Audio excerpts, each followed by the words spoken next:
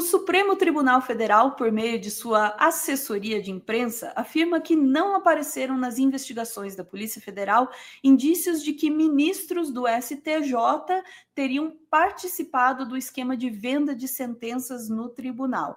O caso envolve serventuários da Justiça, advogados e desembargadores de Tribunal de Justiça.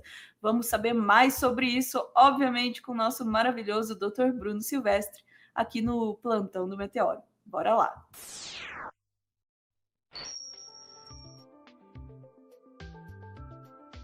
Doutor Bruno, falando aqui sobre temas espinhosos. Como é que é isso? Venda de sentenças do STJ, o STF, não entendi nada. Ajuda.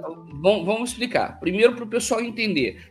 Nós temos no Brasil, fora também a Superior Corte lá militar, nós temos o Tribunal Superior do Trabalho, que julga as causas trabalhistas, e nós temos dois que são dessas áreas gerais, né, civil, criminal, etc., que são o Superior Tribunal de Justiça, que é a última instância em caso de leis federais, ou seja, leis infraconstitucionais, e nós temos o Supremo Tribunal Federal, que cuida das questões constitucionais, tá certo? Em vários países do mundo, você tem só um Supremo que cuida de lei federal e de Constituição. No Brasil, com a Constituição de 88, dividiu a tarefa. Lei federal fica para o STJ e Constituição fica com o Supremo. E aí houve um vazamento de informações e descobriram que serventuários, junto com lobistas, com advogados e etc., estavam envolvidos na compra de decisões judiciais, tanto no Tribunal de Justiça de Mato Grosso e em alguns outros tribunais, como também no Superior Tribunal de Justiça. Só que o que acontece? O que foi apurado é que no Superior Tribunal de Justiça estavam envolvidos lobistas e serventuários, e não ministros. Como assim? Você, às vezes, vai ter um julgamento num dia, você vai ter 1.200 processos para julgar. O que os ministros fazem? Eles têm casos que são repetitivos, que os próprios assessores preparam a minuta e eles vão lá e dão de acordo e votam. Então, às vezes você tem uma questão ou outra que um serventuário promete uma decisão favorável naquele caso, o lobista ou para a pessoa que está tentando ganhar aquilo. E é aí que se dá essa tentativa de compra e de venda, né, de sentenças. O ministro do STF, o Cristiano Zanin, ele veio a público, né, por meio da assessoria de imprensa do Supremo Tribunal Federal, falar que pelas investigações não existe nenhuma prova, nenhum indício de que algum ministro do STJ esteja envolvido nesse caso. E por que é o ministro do STF falando? Porque os ministros do STJ são analisados e investigados pelos ministros do Supremo, porque é a corte, entre aspas, acima.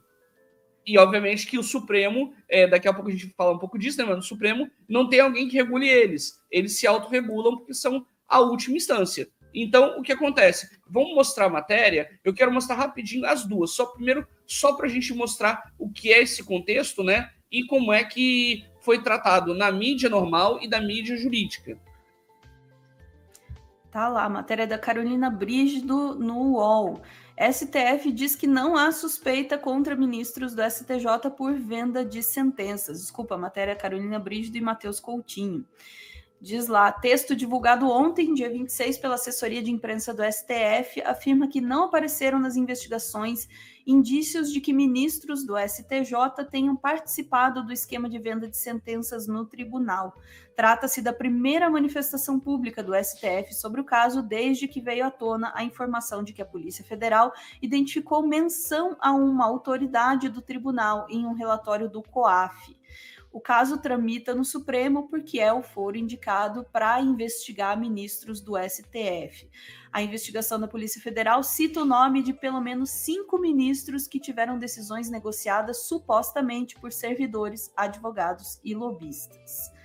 Diz lá, durante as investigações, o Conselho de Controle de Atividades Financeiras, o COAF, compartilhou com a Polícia Federal relatório de inteligência financeira contendo informações que poderiam apontar o envolvimento de pessoa detentora de foro por prerrogativa de função no Supremo. Com isso, os autos foram encaminhados ao STF.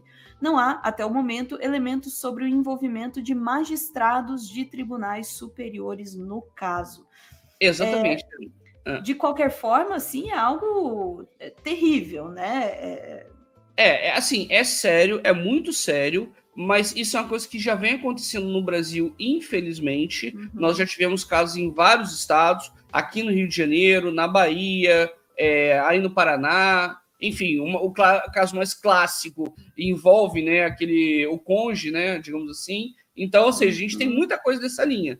Agora eu quero pegar, Ana, a matéria do Migalhas, que vai tratar dessa matéria, mas em termos jurídicos. Você vê que já é um jornal específico para essa linha, né, de advogados, né? Dá uma olhada em como é que ele trata disso. Diz lá, no Migalhas, da redação, venda de decisões, veja quem são desembargadores e outros investigados. Ministro Cristiano Zanin determinou diversas cautelares, incluindo prisão e tornozeleiras. Diz ali, nesta quinta-feira, dia 21, o ministro Cristiano Zanin autorizou prisão e outras medidas cautelares contra investigados em esquema que envolve venda de decisões judiciais, supostamente praticada por assessores de ministros do STJ e integrantes de outros tribunais, incluindo 2 desembargadores do TJ do Mato Grosso.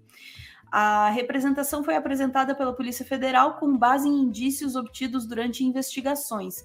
A apuração teve início após a análise do celular de Roberto Zempieri, advogado assassinado em dezembro de 2023, que revelou evidências de ilicitudes envolvendo magistrados.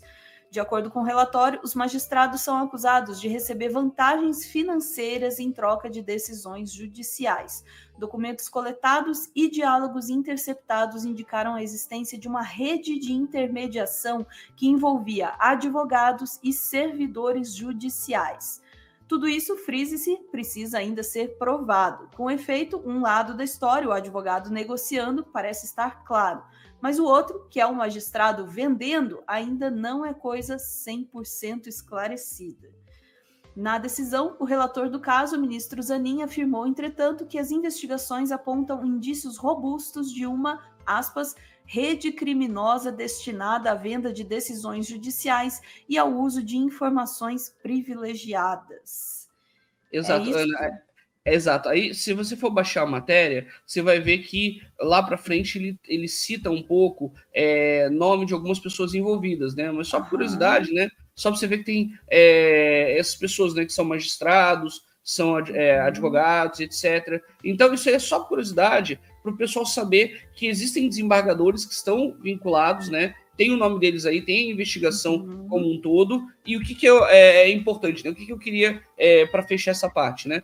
O que eu queria deixar bem claro você tem aí a investigação e provas contra desembargadores, mas não contra ministros. O ministro do Supremo, Cristiano Zanin, ele quis, inclusive, pegar essa informação, que é uma informação relevante, e trazer a público. Por quê? Porque a própria respeitabilidade dos ministros do STJ depende de não haver qualquer suspeita sobre a índole deles.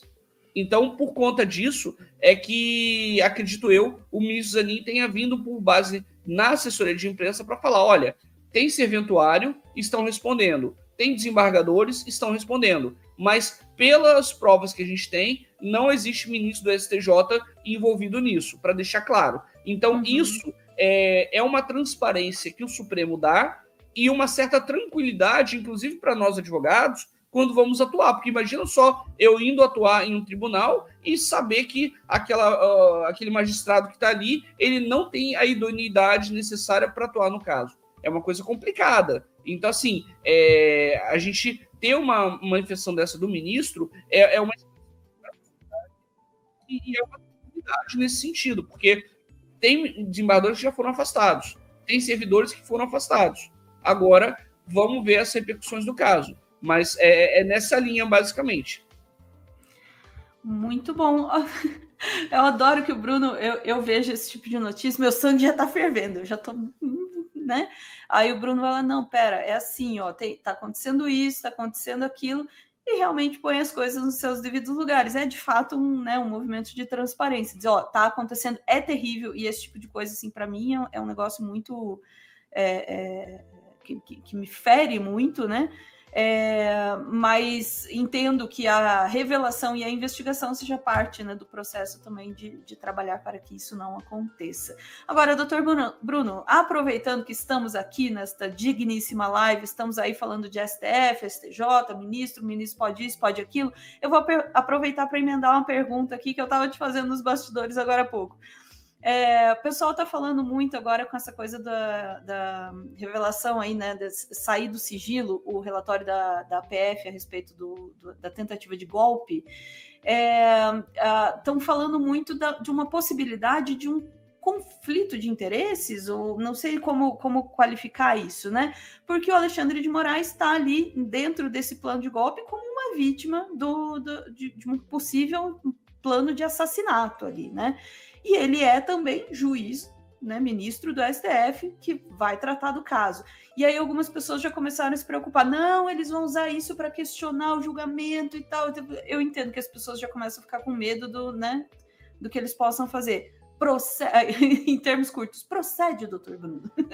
Olha, não acho que o Supremo vai cair nessa, porque qual é o grande ponto que a gente tem aí? Quando você está tentando crimes contra a mais alta corte do Brasil, não existe uma mais alta corte que a mais alta corte. Ou seja, não existe um super ultra Tribunal Federal. Não existe. O último é o Supremo. E tem esse nome Supremo, o máximo que você pode chegar. Então, o ministro Alexandre de Moraes, ele, em alguns casos, ele é relator, e no outros, ele vai estar lá votando. Não é um ministro só. Numa turma, são 5 ministros que vão julgar. Se o embasamento dele fosse uma coisa meramente pessoal, eu tenho certeza que ministros como Flávio Dino, Carmen Lúcia e o próprio Zanin, que é da área criminal, a gente tem que lembrar que a vida do Zanin é na esfera criminal de atuação nessa área penal. Então, o que acontece? São ministros que têm uma seriedade do que a gente chama de garantismo. Porque é engraçado, essa galera da extrema-direita, quando não é com eles, é bandido bom, é bandido morto. Agora, quando é com eles, meus direitos primeiro. Assim, não, peraí, como assim? Cadê meu direito aqui? Então, assim, inclusive reclamaram da comida da Papuda, né? Um pouco lá, é comida ruim. É claro que é ruim. Você trata os presos como escravizados, não dá uma condição digna para eles. Na hora que você vai lá frequentar a prisão involuntariamente, dá nisso. Então, assim, o que a gente tem que pegar nesse caso é o ministro, como ele é a vítima de algo, se ele se sentir abalado o suficiente para não julgar, ele vai passar para outro ministro. Mas, sendo bem sincero, com o nível de ataques que o Supremo tem recebido, e eu digo todos os ministros, tá? Não acho que algum ministro ali iria abrir mão de atuar ou de votar. Porque se tivesse com um abalo emocional muito grande, eu acho que essa pessoa até pediria para sair do Supremo. Porque o emocional ele tem que estar na linha ali, porque você vê, tentaram matar o cara. Então, assim, já tem um plano. Então, o que eu quero dizer para você é o seguinte: não dá para colocar o impedimento, a suspeição dele nesse caso, mas ainda que desse, é um voto, você ainda tem outros 10 ali. Então, o ponto, o mais importante de dizer Entendi. Acho que isso vai colar. Acho que os ataques à democracia no Brasil eles são históricos. Parafraseando Lula, né? Nunca na história desse país houve um complô tão grande e ainda bem que não deu certo. Então, assim, é muito absurdo, né, que as tecnologias são usadas para tentar destruir a nossa democracia. E que bom que não conseguiram. E agora eu posso dizer uma coisa: o Supremo ele está agindo da forma mais adequada e mais correta. Não sei se vocês vão lembrar, mas quando o Lula subiu a rampa do Planalto, o pessoal já estava falando que o Bolsonaro ia ser preso. Eu falei, não, ainda tem muita coisa para rolar e eu espero que o Bolsonaro seja investigado, processado, que tenha direito à defesa conforme a lei, e que após isso ele seja condenado. Nós agora temos muito mais provas e eu acho que a gente já está próximo desse grande dia, tá? Eu até torceria e chutaria aqui uma data de 19 de março, que é meu aniversário, inclusive, seria um bom presente para mim a prisão do Bolsonaro no dia 19 de março de 2025. Então, enfim, é o que esperamos e é isso. O Supremo continua por aí e a extrema-direita não vai conseguir jogar essa malandragem que eles estão tentando. É isso aí, limpem aí a data nos seus calendários, hein? 19 de março do ano que vem. Tá bom para mim, 19 de março é legal também. Vamos lá. Ficamos por aqui, Bruno? Vamos por aqui, Trana. Bora lá. Chat, a gente volta em instantes para mais assuntos.